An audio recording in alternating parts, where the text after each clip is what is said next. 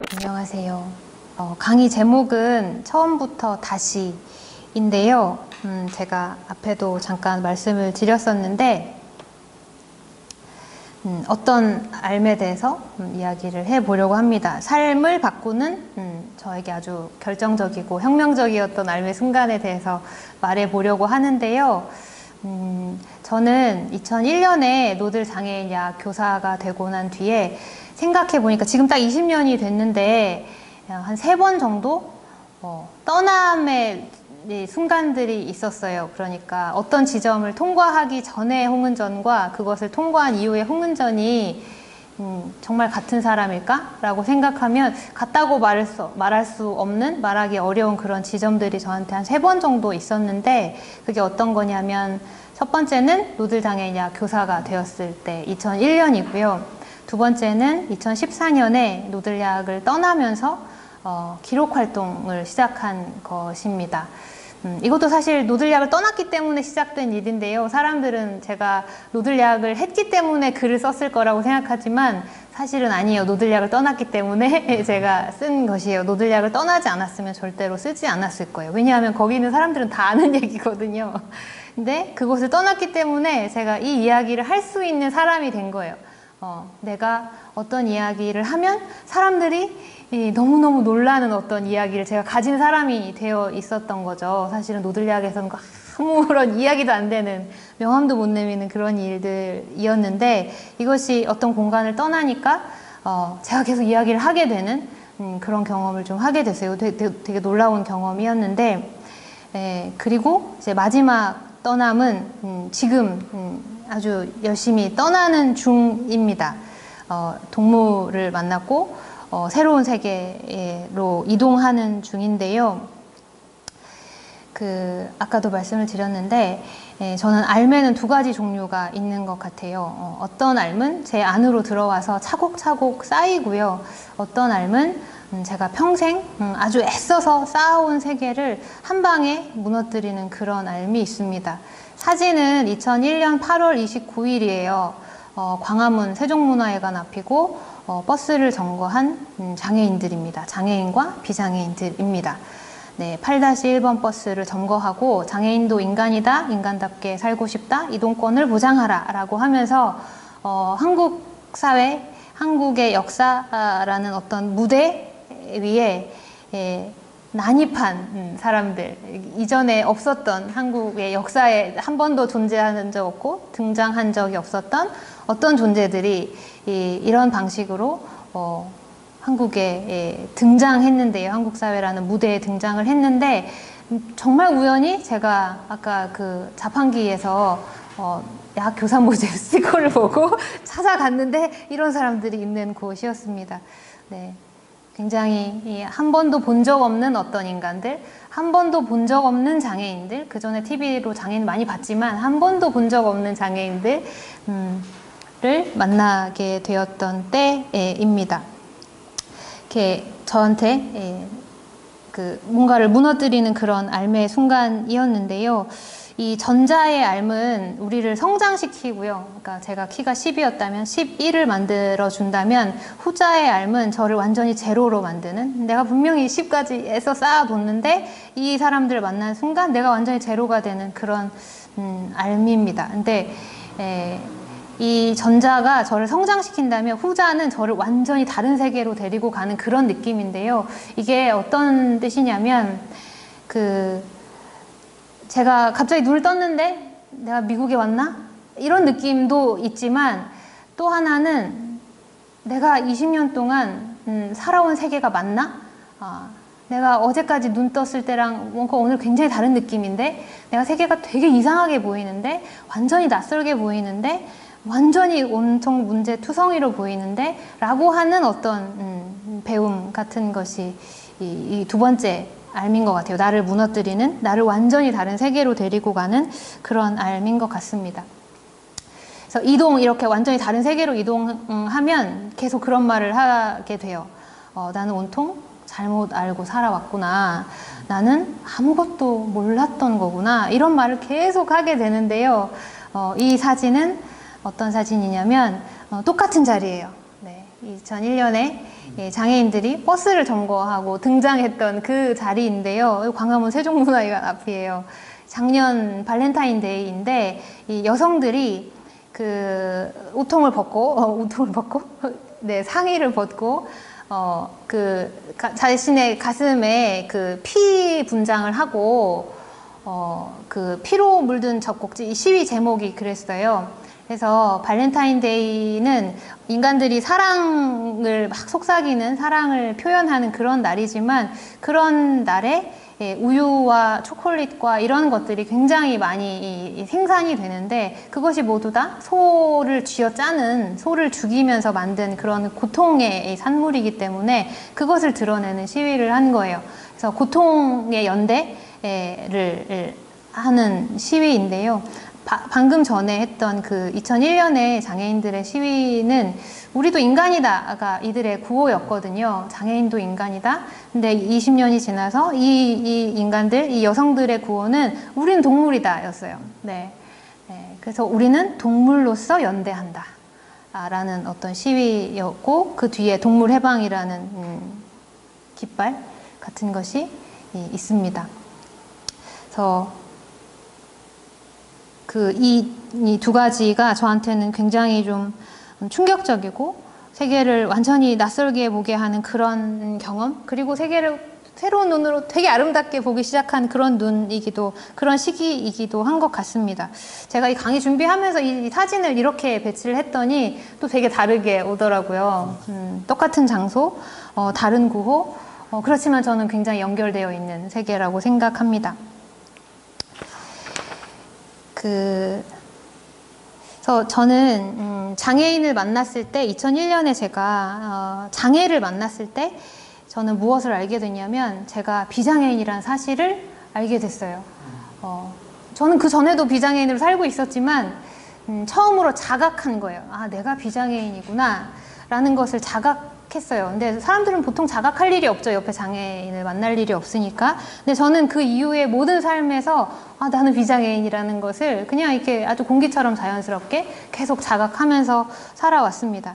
비장애인이라는 것을 자각한다는 건 뭐냐면요, 내가 기득권자라는 것, 내가 엄청난 권력자라는 것, 내가 눈빛 하나로 사람을 죽일 수도 있고 누군가를 가둘 수도 있고, 저 사람은 우리랑 같이 살 수 있어 없어를 내가 낙인 찍을 수도 있는 존재가 되는 것이 바로 비장애인이라는 것인데요.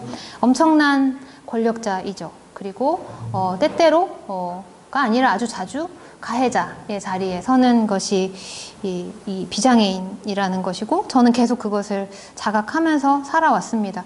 동시에 저는 우리가 같은 인간이라는 것, 이 사람이 나와 굉장히 다른 경험을 하고 살았고 다른 몸을 가지고 있고 다른 장애를 가지고 있지만 우리가 똑같은 인간이라는 것도 아주 자연스럽게 그 시간 속에서 배우게 됐어요.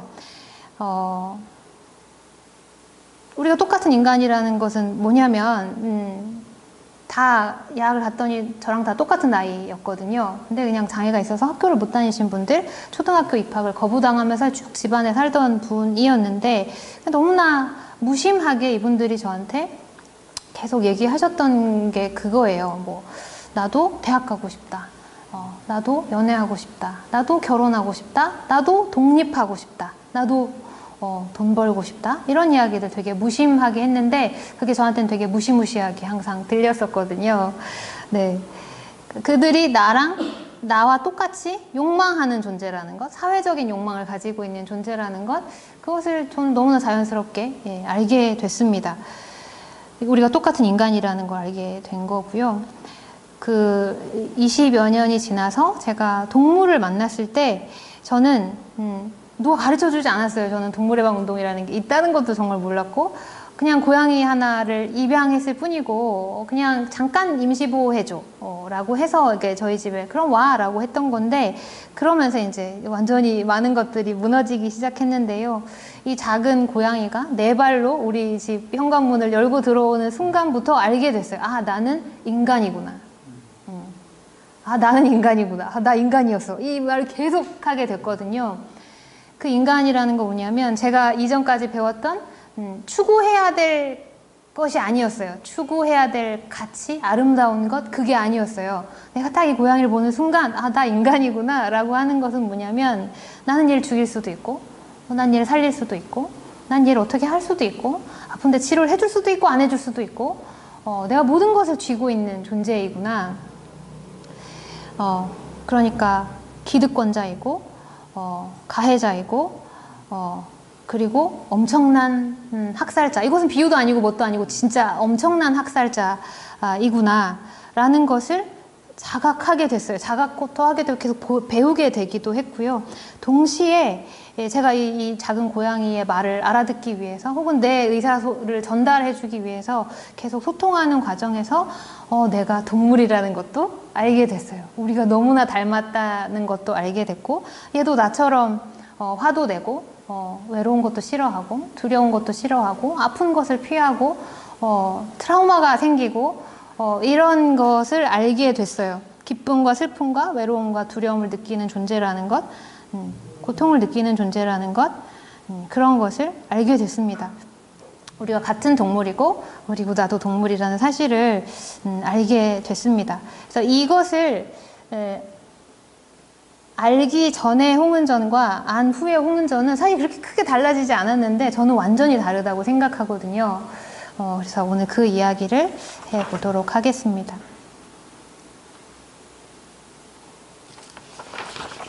인권, 동물권 이렇게 얘기하면 사람들이 되게 무겁게 생각하거나 혹은 저 사람 되게 좋은 사람이고 훌륭한 사람이어서 저랬나 보지, 태어날 때부터 저랬나 보지 이렇게 생각을 제가 하거든요. 다른 인권활동가들을 보면 그래서 저는 아닙니다 이렇게 아무리 말해도 저 사람은 나를 그렇게 보겠지, 내가 그렇게 늘 봤으니까 이것은 내 업보지 이런 생각을 늘 하는데요. 그럼에도 불구하고 다시 또 좀 부정을 하자면 이것은 저한테는 사랑에 빠진 이야기예요. 네, 제가 전 노들약을 선택한 적이 없다고 계속 얘기하는데 내가 정치적인 선택을 한 것도 아니고 어떤 저항을 하려고 간 것도 아니고 저는 제가 살려고 갔고 내가 나를 구하려고 갔는데 너무 좋았고 너무 좋아서 이 아주 강력한 사랑에 빠지면 이 부모도 가족도 다 버리고 야반도주를 하지 않습니까? 그런 것처럼 제가 이제 저를 키워주고 저에게 엄청난 기대를 했던 저희 아버지 등에 칼을 꽂고 네, 임용고사도 보지 않고 노들약에서 난 평생 노들약 교사 할 거예요. 나는 아버지처럼 살지 않을 거예요. 막 이러면서 그렇게 했었는데요. 그때는 용기를 낸 것도 아니고 의지가 제가 어떤 선택을 했던 것도 아닌 것 같아요. 저는 정말로 사로잡혔어요. 완전 새로운 세계, 너무나 새로운 세계에 사로잡혔고 근데 제가 동물을 만난 것도 저희 사진 속의 고양이 우리 고양이 네, 저희 고양이가 카라인데요. 카라에게도 저는 완전히 사로잡힌 상태예요. 고양이 둘에게. 그리고 이 고양이 둘이 보여주는 저에게 어마어마하게 새롭게 열린 동물 해방 운동이라는 것에도 완전히 사로잡힌 상태, 아주 열렬히 사랑에 빠진 상태입니다. 그리고 제가 아까 처음에 저는 3번 정도 떠났다고 말씀을 드렸는데 제가 장애를 만났을 때, 동물을 만났을 때, 그리고 장애 해방 운동을 만났을 때, 동물 해방 운동이라는 새로운 세계를 만났을 때는 완전히 다른 세계로 이동하는 느낌이었거든요. 내가 눈 떠보니 미국에 온 것처럼 갑자기 예전에 하나도 들리지 않던 것들이 막 쏟아져 들어오기 시작하고 혹은 예전엔 다 알아듣던 말들이 하나도 못 알아듣기 시작하고 어떤 사람과는 난데없이 막 싸움을 시작하고 세상 사람들 다 비웃는 어떤 사람들한테 가서는 난 네 얘기 뭔지 다 알아들었어. 난 너랑 얘기하고 싶어. 이러면서 막 계속 찾아가고 제발 더 열심히 해줘라면서 막 돈도 갖다 주고 그러고 싶은 마음이 막 절로 생기는 그런 과정이었는데요. 그러니까 저희가 3번 떠났다고 말씀드렸는데 그 가운데 떠나는 것은 이제 글쓰기라는 것이었는데 이제는 안 쓰다가 이제 쓰는 사람이 됐다고 했는데 저한테 이 쓰는 작업은 앞에도 제가 막 첫 번째 사람 이런 얘기도 해놓고 갑자기 또 번복하는 얘기 같기도 한데요. 제가 사랑하는 존재들을 쓰고 싶은 것 같아요. 네, 제가 완전히 빠진 저를 사로잡았던 어떤 사람들, 싸우는 사람들, 장애인들, 동물들, 누가 봐도 굉장히 이 세상에서 힘이 없다고 여겨지는 사람들, 혹은 열등한 존재라고 낙인 찍혔던 사람들, 아주 비천한 존재라고 여겨지던 사람들, 이들이 보여주는 아름다움 같은 것에 제가 눈을 뜬 거죠. 그래서 그것을 계속 찬양하고 싶은 그런 마음이 저한테 글쓰기의 동력이 되는 것 같습니다. 그래서 글쓰기가 사랑하는 것을 불멸의 것으로 만들려는 노력이래요. 그러니까 영원하게 만들고 싶은 것. 저한테는 글쓰기가 그런 것입니다. 저의 이 열렬한, 이 고양이에 대한 열렬한 사랑을 영원한 것으로 변하기 전에 전시해 놓고 싶은. 어떤 사람은 사진을 찍고, 어떤 사람은 뭐 이렇게 자기의 것을 좋아하는 것을 영원히 간직하는 어떤 방식이 있잖아요. 저한테는 이 생각의 변화, 인식의 변화, 내가 새로 보고 듣고 느낀 것들을, 지금의 이 감정을 쓰고 싶은 마음, 이런 것들이 저는 이제 글쓰기가 너무 괴로운데, 그럼에도 하고 싶은 마음이 드는 것은 너무너무 이렇게 제가 이 세계에 좀 사로잡혀 있기 때문인 것 같습니다. 네. 저의 고양이이고요. 제목이 이 너는 다시 태어나려고 기다리고 있어인데, 이 너는 다시 태어나려고 기다리고 있어는 책 제목이에요. 이슬아 작가님의 서평집 책 제목인데요. 제가 이 제목을 보는 순간 내가 이게 무엇인 줄 알아요. 이런 느낌이 들었어요. 제가 저의 고양이를 처음 만났을 때 이야기를 좀 해보도록 하겠습니다. 이름이 카라인데요. 동물권 단체 카라와는 아무 상관이 없고, 마스카라 할 때 카라예요. 네, 눈이 꼭 마스카라를 해놓은 것처럼 그래서 마스카라라고 지었는데, 나중에 알게 됐습니다. 잘못 지었다는 것을. 저는 아이라이너, 이렇게 까만 아이라이너로 눈을 그려놓은 것 같다는 표현을 하고 싶었는데, 마스카라 이렇게 눈썹을 이렇게 하는 거거든요. 제가 헷갈린 거죠. 저랑 저희 남편이. 그래서 이것은 마스카라다, 이렇게 해서 카라라고 지었는데, 조카들이 와서 이건 마스카라가 아니잖아, 이렇게 화를 내더라고요. 이건 아이라이너라고. 그래서 우리가 이름을 잘못 지었구나, 이런 것을 알게 되었는데, 네, 이름은 카라입니다. 2019년 6월 16일 일요일 오후에 저희 집에 왔고요. 그 난곡 터널 앞에 상자채로 버려진 새끼 고양이를 어떤 20살 남짓한 여성분이 잠시 데리고 키웠다가 더는 키울 형편이 되지 못해서 제가 임시보호를 하게 된 그런 고양이입니다. 저는 이 고양이를 통해서 굉장히 이 세계를 충격적으로 보기 시작했다고 말씀을 드렸는데, 첫 번째 충격이 뭐였냐면, 고양이는 너무너무 무섭다는 거였어요. 인스타그램과 막 페이스북엔 되게 예쁜 고양이, 막 새침한 고양이, 우아한 고양이 많이 나오잖아요.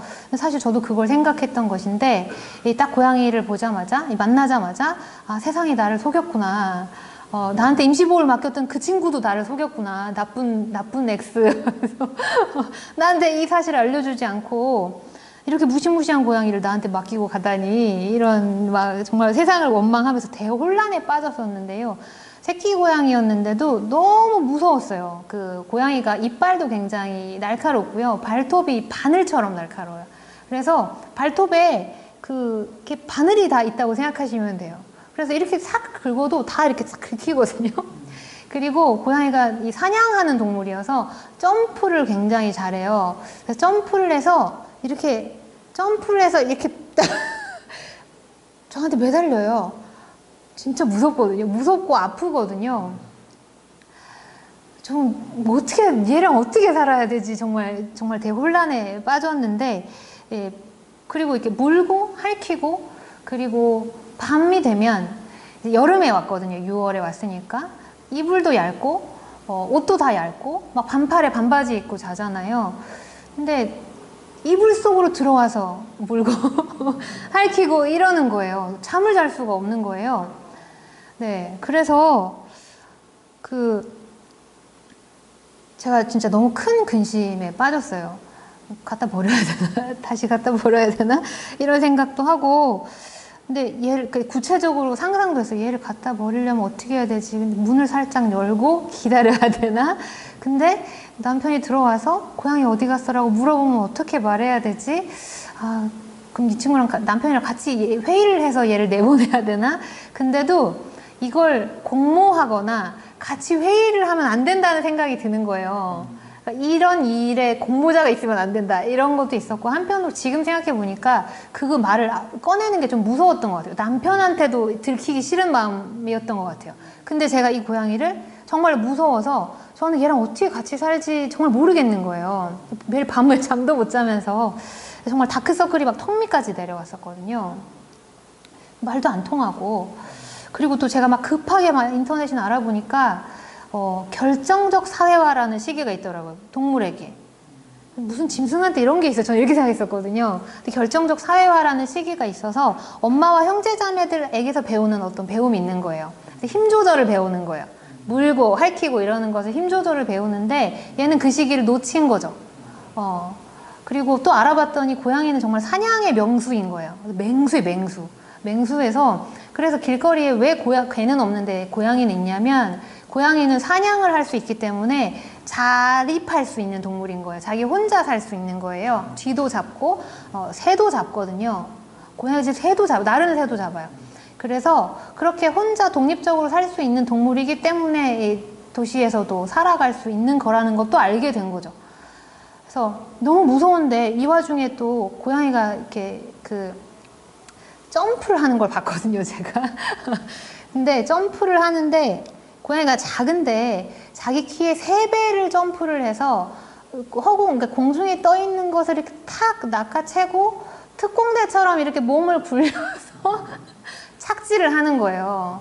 이게 너무 예쁘고 신기하고 너무 대단해 보여서 그 핸드폰 슬로우 모션 기능으로 찍어서 돌려봤거든요. 그랬더니 정말 너무 멋있더라고요. 그래서 와, 안 가르쳐 줬는데 이런 걸 하다니 너무 대단하다 그런 생각이 들면서, 한편으로는 이런 DNA, 이 DNA 안에 이런 엄청난 유전자가 있는데 이 집안에 사냥할 게 하나도 없는 거예요. 얘는 사냥을 해야 되는데 사냥할 게 하나도 없으니까 집에 돌아다니는 움직이는 저를 계속 사냥을 하고 있는 거죠. 나중에 이제 알게 된 거예요. 이 친구가 왜 이러나. 얘는 이제 다른 고양이는 안 그런데 얘만 그런 거 아닌가? 얘는 그냥 인간이랑 못 사는 애 아닌가? 그냥 내보내줘야 되는 거 아닌가? 그게 얘를 위해서 좋은 거 아닌가? 라고 하면서 저를 합리화하면서 계속 좀 혼자 고민을 많이 했는데, 이렇게 말하지만 진짜 큰 근심이었어요. 네, 큰 근심이어서 나중에 그 고양이를 부탁해 뭐 세상에 나쁜 게 없다. EBS 교육방송에 그런 거 되게 많거든요. 그 교육방송이에요. 사실은 교육하는 거예요. 인간이 동물을 어떻게 대할지를 가르쳐주는 굉장히 훌륭한 프로그램이거든요. 그 예능이 아니라. 그래서 그런 걸 계속 보면, 거기 보면 진짜로 어떻게 저런 짐승, 어떤 저렇게 저런 동물이랑 같이 살지 싶은 인간들이 너무 많이 나와요. 근데 그 인간들이 나와서 막 눈물을 줄줄 흘려요. 그 금쪽 같은 내 새끼에 나오는 부모들처럼 그렇게 눈물을 줄줄 흘리면서 너무 힘들다, 너무 힘들다. 근데 결론이 다 뭐냐면, 이 고양이가 아플 때 이렇게 나에게 곁을 주지 않으면 내가 이 고양이가 아플 때 얘를 병원에 못 데리고 가지 않느냐라고 하면서 울어요. 네, 그러니까 내가 이 고양이가 싫어서 우는 게 아니라 이 고양이를 아픈데 내가 못 알아채면 어떡하죠? 내가 아파서 얘를 병원에 데리고 가야 되는데 얘가 우리 손에 잡히지 않는데 어떡하죠? 막 다 이런 식이거든요. 그런 걸 보면서 처음에는 와, 진짜 대단하다. 어떻게 저런 고양이들, 저런 짐승들이랑 살지? 라는 생각이 들었다가, 나중에 제가 절박한 마음으로 대체 이 카라랑 어떻게 살아야지? 라는 생각을 하면서 계속 그걸 보면서 나중에 내가 저기 출연할 것 같은데? 이런 생각이 연습을 해야 되나? 저는 TV 출연 이런 거 정말 싫어해서 미리미리 연습을 해야겠다. 저희 가서 울어야 되는데, 우리 고양이가 이러면서 울어야 되는데, 저의 미래를 보는 것 같은 그런 생각으로 정말 절박하게, 대체 얘랑 어떻게 살아야 되지? 이런 고민을 많이 했어요. 근데 제가 이제 고양이한테 계속 안 돼! 이런 걸 많이 했거든요. 사람을 물면 안 돼. 밤엔 물면 안 돼. 밤엔 더 핥히면 안 돼. 이렇게 신발장에서 놀다가 이불 위로 올라오면 안 돼. 똥 누고 네 화장실 모래 밟은 그 발로 싱크대 올라가면 안 돼. 안 돼, 안 돼, 안 돼. 계속 그러고 다니는 거예요. 근데 고양이가 제가 잡으려고 하면 고양이가 안 잡히려고 이렇게 들어 눕거든요. 이 고양이 되게 적극적인 고양이에요. 제가 고양이를 둘을 키워서 아는데, 다른 고양이는 도망을 가더라고요. 제가 다가가면. 근데 이 고양이는 되게 적극적으로 저항하듯이 들어 누워요. 들어 눕고 최대한 저항할 이 자세를 갖추거든요. 근데 그걸 딱 보는 순간 너무 웃음이 나는 거예요. 왜냐하면 저희가 도로 점거 같은 시위를 많이 하고 버스 점거 이런 거 많이 해서 그 경찰들이 어떻게든지 인간을 뜯어내려고 할 때마다 그 인간들이 하는 어떤 자세가 있어요. 근데 그게 그 고양이가 너무 똑같이 하는 거예요. 그래서 나랑 똑같은데? 이런 생각을 했거든요. 저는 그걸 보면서 웃음이 나면서 무슨 생각을 썼냐면, 내가 이렇게 저항이죠. 제가 어쨌든 그를 통제하고 계속 저의 규칙을 강요하는 거니까 제가 걔를 계속 억압하고 막 이렇게 강압적으로 대할 때 얘가 하는 저항이라는 것이, 저는 이런 저항은 인간의 것인 줄 알았는데 이거 동물의 것이구나. 이거 동물이 다 하는 거구나. 그리고 내가 인간이라서 저항한 게 아니라 경찰에게 내가 인간으로 저항한 게 아니라 사실 동물이어서 모든 동물이 다 갖는 것이구나. 와, 너무 신기하다. 이런 생각을 했어요. 신기하고 너무 재밌다. 그런 생각을 했었어요. 동시에 고양이가 굉장히 무서우면서도, 그러니까 귀여운 줄 알았는데 사실은 되게 무시무시한 존재라는 것, 그리고 되게 멋있는 존재라는 것, 내가 가르쳐주지도 않았는데 너무 사냥을 잘하고 너무 점프를 잘하고 이러는 게 굉장히 멋있다는 것, 그리고 제가 저 능력으로 나를 사냥하고 있다는 것, 이게 되게 무서웠어요. 사냥하는 동물이 어떤 특징이 있냐면요, 소리 없이 다녀요. 진짜 무서워요. 우리 집에 맹수가 하나 있고 그가 소리 없이 다닌다는 것, 내 뒤에 언제 있을지 모르고 언제 내가 얘를 건드려서 얘가 펄쩍 뛰어서 나를 그 바늘 다 10개에 달린 그 발로 나를 붙잡을지 모른다는 공포가 엄청 크고 굉장히 두려운데요. 그 두려움을 느끼는 내가, 혹은 두려움을 느낀 이 상황이 굴욕적이더라고요. 네, 내가 내 집에서 내가 번 돈으로 얘를 밥을 먹이는데 내가 얘를 무서워하다니, 얘가 나한테 고마워하지 않다니, 내가 얘를 무서워서 계속 내 집에서 자꾸 피하고 있다니 라고 생각하는 게 이상하게 되게 굴욕적이라는 느낌? 나는 인간이고 넌 동물인데, 나는 인간이고 넌 짐승인데 왜 내가 내 집에서 이러고, 내가 도둑처럼 왜 내 집에서 도둑처럼 이렇게 살금살금 다니지? 이런 것이 되게 굴욕적인 느낌 같은 것이 있었어요. 근데 이런 저를 내려다보는 어떤 자아가 있었는데, 이렇게 또 다른 저의 자아가 있었는데, 그게 뭐냐면 20년 동안 장애운동을 했던 홍은전인 거죠. 그 홍은전이 딱 이렇게 내려다보고 있는 거예요. 고양이를 잡으려고 하는 홍은전과, 이거 홍은전에게 잡히지 않으려는, 혹은 이렇게 호락호락하게 당하지 않겠다는 어떤 이 고양이의 막 동분서주하는 것을 내려다보는 그런 것을 보면서, 저는 계속 고양이한테 안 돼! 막 소리를 지르면서 이러고 다니고, 넌 그러니까 내가 갖다 버린다 속으로 생각하고, 그러니까 짐승이구나. 그러니까 이렇게 말이 안 통하니까 짐승이구나. 그렇게 너는 똥눈 발로 싱크대 올라가니까 짐승이구나. 너랑 같이 못 살겠다. 막 이런 생각을 저 혼자 계속 하는, 저를 위에서 바라보는 홍은전이 있는 거죠. 근데 그 홍은전은 알아요. 어떤 거냐면, 이 집에 공기처럼 흐르는 모든 규칙이 인간의 것이구나. 그리고 이 집은 온통 인간 중심적으로 설계되어 있구나. 이 고양이는 그것에 맞지 않는 존재이죠. 그러니까 이 집이 이 고양이에 맞지 않는 존재인 거죠. 장애인들이 하는 말이 그거거든요. 이 세계는 우리와 맞지 않아. 굉장히 세상의 어떤 기득권자들이 봤을 땐 가당치도 않은 말이죠. 네가 뭔데 우리한테 맞다 안 맞다야. 네가 비정상인데, 이렇게 말하는 세계에서 장애인들은 그렇게 말하거든요. 너희들이 장애인에게 맞추겠다고 하는 그 복지는 우리에게 맞지 않아. 틀렸어. 이렇게 말한단 말이죠. 네, 제가 고양이에게 계속 어떤 나의 기준으로 뭔가를 강요하고 그것이 맞다고 생각하고, 그것이 틀리면 너는 그래서 우리랑 같이 못 사는 짐승이지. 뭐 이런 식으로 계속 생각하는 것, 이것이 되게 인간 중심적인 어떤 질서를 내가 내면화하고 있다는 것, 그것이 너무 당연하다고 생각하는 것, 그래서 내가 옳고 얘는 틀렸고, 내가 얘를 도우고 내가 얘를 가르치겠다고 생각하는 이 자세, 이 위치, 그것이 문제라는 것을 저는 알죠. 장애운동을 했던 사람들이 계속 했던 말이니까요. 그래서 어떤 고양이가 문제 행동을 하는 것이 아니라 이 고양이를 통제하고 억압하려는 이런 인간이 문제라는 것. 그래서 사실 제가 고양이는 계속 말을 하고 있지만 제가 못 알아들은 거죠. 고양이 말을 못하지 않아요. 고양이는 고양이의 말을 계속 쓰고 저는 그것을 배운 적이 없으니까 못 알아들어요. 제가 소통을 못한 거죠. 고양이의 언어를 이해하지 못한 거죠. 그래서 사실 제가 무지하고 제가 무능한 것을 이 고양이가 무지하고 이 고양이가 무능한 것으로 계속 전가를 하면서 그렇게 생각하는 제가 문제인 거죠. 고양이가 문제가 아니라 고양이의 DNA가 문제도 아니고 고양이의 어떤 습성도 문제가 아니고 그것을 배우려고도 하지 않고 알려고도 하지 않으면서 내가 맞아 라고 말하는 어떤 내가 틀렸다는 것을 알고는 있었습니다. 계속 자각은 됐어요. 그렇지만 그게 어느 순간 갑자기 되는 것이 아니니까요.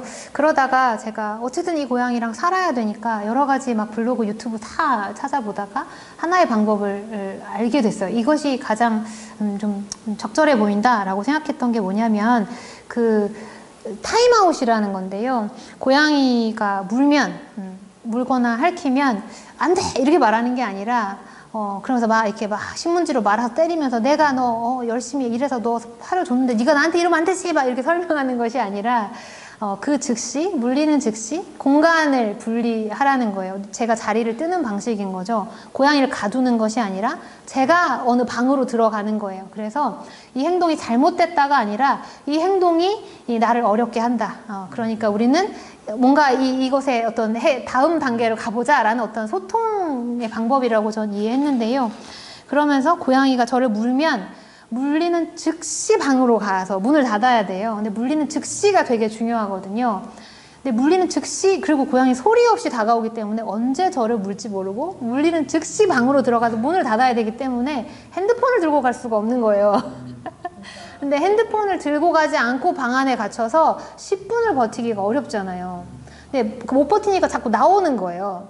나오면 고양이가 저를 막 잡으려고 이렇게 문을 부라리고 있어요. 그래서 이게 감정이 좀 서로 물린 저도 자존심이 상하고 물린 쟤도 화가 나 있으니까 문 쟤도 화가 나 있으니까 이 감정을 좀 누그러뜨려야 되는 시간이 필요했던 것인데 그래서 최대한 그 방 안에서 충분한 시간을 보냈어야 돼요. 30분.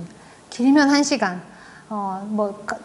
잠이 들어버리면 2시간도 있고, 그리고 다시 나왔다가, 또 물면 또 들어가고. 이거 되게 일관된 것도 되게 중요해서, 이게 요즘 그 어린이 양육할 때도 이거 많이 쓰시더라고요. 다 똑같아요, 사실. 반려동물 훈련과 어린이 교육과 훈련이 진짜 다 똑같아요. 제가 고양이를 부탁해. 세상에 나쁜 게 없다. 금쪽 같은 내 새끼 다 보거든요. 다 똑같아요. 진짜 다 똑같습니다. 모든 동물을 대하는 방법이 다 똑같아요. 네. 그리고 너무 재밌어요. 그래서 그 방에 최대한 오래 버텼어야 되기 때문에 제가 근데 핸드폰을 찾으려고 막 헤매면 안 돼요. 그럼 고양이를 헷갈리게 한대요. 고양이가 지금 무슨 일 뒤에 제가 사라졌지? 이런 걸 바로 인지해야 되기 때문에 그 사이에 어떤 다른 일을 하면 안 된다는 거예요. 그래서 그 방에 책을 두기 시작했습니다. 제가 원래 책을 잘 읽는 사람이 아닌데요. 그래서 여러 가지 책을 봤어요. 많은 책을 봤습니다. 제가 너무 많이 갇혔기 때문에 그 방 안에 가장 먼저 봤던 것은 고양이에 대한 것이었어요. 고양이 언어를 이해하는, 고양이는 꼬리, 수염, 몸짓, 소리 이런 것으로 자기 의사를 표현하는데, 그래서 고양이에 관한 책을 굉장히 많이 봤고요. 그 고양이 책을 몇 권을 읽었어요. 그러고 났지만 이 관계는 회복되지 않았어요. 바깥에 있는 으르렁대고 있는 그 고양이와 저의 관계는 딱히 호전되지 않아서 계속 책을 읽었습니다. 저는. 그래서 아무튼 비건이라는 책도 읽게 됐고요. 고기로 태어나서라는 책도, 그러니까 이렇게 한번 영역이 조금 바뀐 거죠. 고양이에 대해서 고양이가 어떻게 살지를 고민하는 것이었다가 동물과 인간의 관계를 다시 생각해 보아야 한다고 말하는 책들로 좀 독서가 이어졌습니다. 그래서 이 아무튼 비건이나 고기로 태어나서라는 이 두 책은 공장식 축산에 관한 책들이고요. 되게 좋은 책들이에요. 아무튼 비건은 좀 이렇게 경쾌하고 친절하게 볼 수 있는 책이고, 고기로 태어나서는 돼지, 개, 닭을 닭을 사육하는 이 축산 현장에서 노동을 하면서 쓴 책이에요. 굉장히 잔인한 장면도 많고, 그렇지만 우리가 먹는, 삼시세끼 먹는 이 고기가 이 식탁으로 올라오기까지의 과정이 아주 상세하게, 생생하게 나와 있습니다. 이런 책들을 제가 보게 됐습니다. 근데 사실 이 책을 보면서 제가 그 여름을 다 지나갔는데요. 저는 고양이가 그 시간이 되게 좋았어요. 저는 고양이를 교육시키고 싶었던 것인데 그 방에 들어갔다가 나올 때마다 제가 계속 바뀌고 있었던 거죠. 그리고 저는 이 시기에 정말로 일기를 많이 썼어요. 일기장이 거의 폭발하는 수준으로 일기를 많이 썼어요. 나와서 계속 고양이를 관찰했어요. 고양이 꼬리가 뭐 이런 각도면 사람을 좋아하는 것이라고 하던데, 고양이 꼬리가 나를 향하면 나를 좋아하는 것이라고 하던데 라고 하면서 혹시 나를 좋아하나? 막 이런 마음으로 계속 유심히 봤어요. 저것은 나를 향했다고 볼 수 있나? 아니면 아닌가? 내가 착각인가? 막 이런 걸 생각하면서 보게 됐고, 굉장히 많은 일기를 쓰게 됐습니다. 근데 제가 나중에 얼마 뒤에 DXE라는 동물권 단체 커뮤니티에 제 모임에 나가게 됐는데요. 그 분들이 아주 공통적으로 하는 말이 내가 이 문제를 알고 나서 일기장이 폭발했다, 이런 말 되게 많이 하고, 또 어떤 사람은 일기를 못 쓰게 됐다. 너무 할 말이 많아졌기 때문에 일기를 못 쓰게 됐다. 경험의 양이 너무 많아지고, 그리고 뭐라고 써야 될지 쓸 수가 없었다. 나에게 쓸 언어가 없었다. 라는 말을 되게 많이 했는데 그 느낌이 무엇인지 정말 잘 알 것 같았어요. 그래서 이런 시간도 책을 읽고 동물들을 이해하는 시간, 그리고 계속 화가 나 있고 저한테 알 수 없지만 계속 화를 내는 고양이가 문 밖에서 있고, 이런 시간도 보냈지만 그 시간 동안에 얘랑 저랑 친해지려고 정말 짧게 하루에 5분, 10분 정도 고양이를 안고 추르라는, 고양이들이 막 너무 좋아하는 모두 다 착한 고양이가 되는, 그 간식 앞에서는 착한 고양이, 얌전한 고양이가 되는 그런 추르가 있어요. 무엇을 탔는지 알 수 없지만 그래서 그걸 주면 고양이가 잠시 저를 좀 좋아해 줬거든요. 그래서 하루에 한 번 정도, 이렇게 길게도 하면 안 돼요. 길게도 하면 저한테 화를 내기 때문에 딱 한 5분, 10분 정도 고양이를 안고 추르를 줬던 시간이 있어요. 근데 그 시간이 저한테는 굉장히 좀 경이롭기도 하고 뭉클하기도 한 그런 시간이었는데, 그러니까 여름, 가을을 거의 다 보낸 것 같아요. 이렇게 씨름을 하면서. 근데 어느 순간 보니까 저도 계속 변하고 있었지만 이 고양이가 자기의 원래 습관대로 저를 이렇게 왕 물던 고양이가 어느 순간 살짝 무는 스스로 힘 조절을 하는 게 느껴지는 거예요. 그러니까 제가 말로 가르친 게 아니잖아요. 그러니까 시간과 노력으로 한 것인데, 얘도 애쓰고 있구나. 얘도 변하려고 하고 있구나. 얘도 나랑 같이 살려고 노력하고 있구나. 그런 느낌 같은 것이 되게 뭉클해서 되게 작은 고양이였는데, 그리고 또 하나는 사실 나는 너무 새로운 세계를 받고 되게 충격적이었어요. 이런 걸 말할 때 얘가 제가 이때 썼던 일기장을 보면 다 있을 텐데 지금 보지 않았는데, 사실 되게 별거 아니에요. 이게 뭐냐면 동물병원에 데리고 가면 고양이 약을 먹이래요. 고양이가 아파서 병원에 데려가면 약을 먹이셔야 합니다. 근데 제가 선생님, 얘는 제 손에 잡히는 고양이가 아닌데요? 이렇게 말을 했어요. 근데 약을 어떻게 먹여요? 근데 이 고양이가 약간 너무 배신감 느끼게